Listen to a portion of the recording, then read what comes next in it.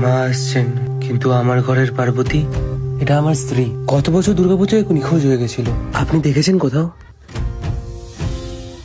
আমার তো পুজোর আগমনীটা হলো না।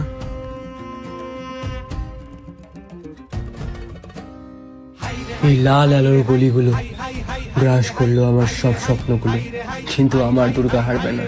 এই মা দুর্গা ইদিকায় মোদের চারপাশেতে অনেক অসুর, ধরছে টিপে গলার নলি, তুই এক্ষুনি তার বিচার কর।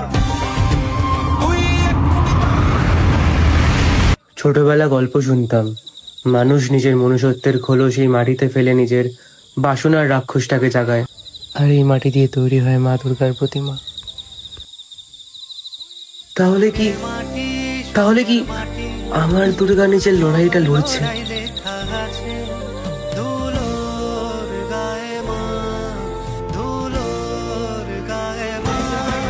या देवी सर्वभूतेषु शक्तिरूपेण समस्थिता नमस्तस्यै नमस्तस्यै नमस्तस्यै नमो नमः।